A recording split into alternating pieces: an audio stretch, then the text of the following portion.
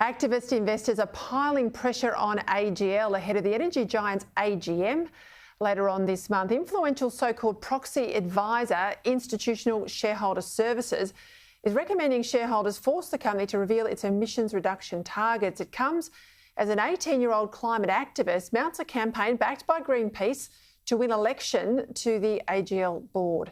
To help make sense of all of this, I'm joined as always on a Wednesday by my economics panel from Melbourne, business commentator Terry McCrann, and from Sydney, founder of the Switzer Report, Peter Switzer. Terry, help us understand what's going on at AGL. Well, what we've got is a lot of news, Peter, but much more insanity. I mean, this is unfortunately the future that we face. Not only do we face the future of the actual unreality of more and more so-called renewable power, but these demands on companies to show that they are woke and that they will play into that future and they will go through the genuflection that's required in terms of signing on to net zero and promises to get there. And it reaches the height of insanity when you're talking about a company like AGL, which is in the business of generating electricity, generating gas, and obviously in that process generating CO2. And to demand that they tell people how they're going to get to net zero is essentially demanding them to say how they will destroy themselves, how they will eliminate all value in the company. And this is from the so-called proxy advisor. Now, the shareholders need to actually make the decision. Do they want to go along with the proxy advisor and demand that AGL tell it how it's going to extinguish its future, or are they going to say, ignore the proxy advisor and embrace reality? Well, this is where the rubber hits the road for a lot of these big companies. Let's talk about the economy. RBA Governor seems fairly hopeful, talking about a bounce back on the back of these high vaccination rates, sort of dispelling any talk of recession. Do you think he's on the money, Peter? Yeah, I do think so, Peter. I think what's going to happen is, and we saw it with New South Wales today, they've basically announced that financial assistance to business is going to be extended to February. And so even though things will start looking better in late October, early November, it's really going to take a few months before the economy really starts getting back on its feet. And it may well be March.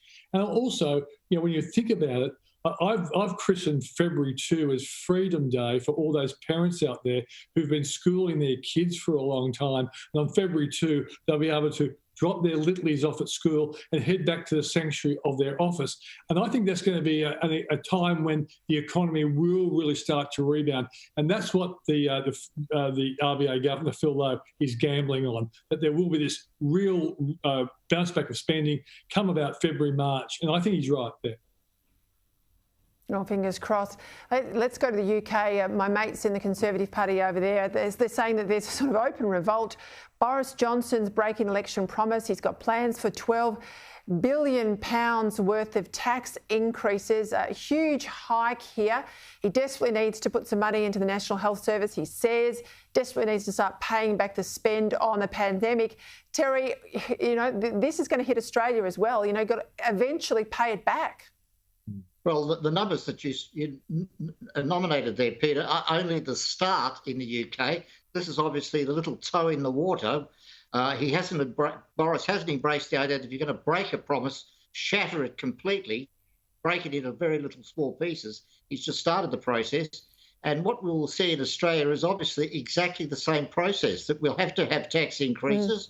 We haven't yet got the budget numbers for the 2021 year that's just ended. That'll come out in 2 weeks. They'll show a deficit of around $150 billion. As we know, we're heading for $1 trillion of debt, and it's not going to stop at $1 trillion. It'll keep going up.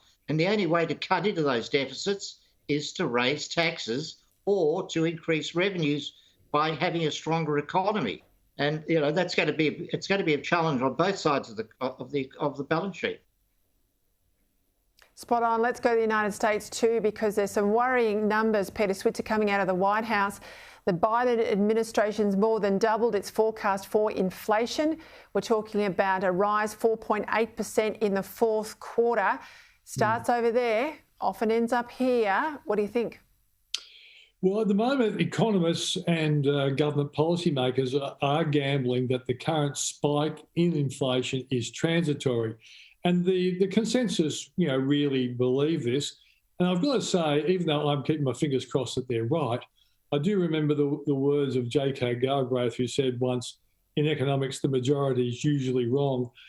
That's going to be the real worry. At the moment, the market's believing, the economists and the policymakers, that what we're seeing now is a spike in inflation because you've got people being released from lockdown, demand's on the increase, but there are supply problems. Getting stuff out of China's hard. We've seen in the car industry, they can't get chips, and therefore new cars are difficult to get, and therefore prices are going up. You just got to hope that when we get the demand increasing again in 2022, that the supply problems disappear. If they don't, we really could have a cost price inflation spiral, and that will be a problem without a doubt.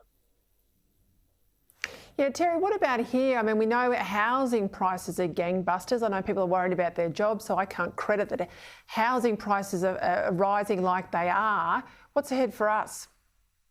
Well, exactly as Peter enumerated, I think that housing prices are going obviously because interest rates are zero and you can basically get free money to buy a house. And where else do you invest your money now with the share market so high? But the big worry, obviously, is that inflation number, because if that inflation is not temporary, we're going to see much higher interest rates in the US and in the rest of the world. The Fed might try to fight it, but they will come. And when interest rates go up, that whacks investment, it whacks housing prices, values, and it also whacks the economy. So, yes, we might have a good start to 2022, but let's see how the rest of the year plays out. Yeah, Terry's reminding everyone there at home that the rates will eventually move. So whatever you borrow now, make sure you can pay it off when the rates start to climb. Terry McCrann, Peta Credlin, great to have your analysis as always.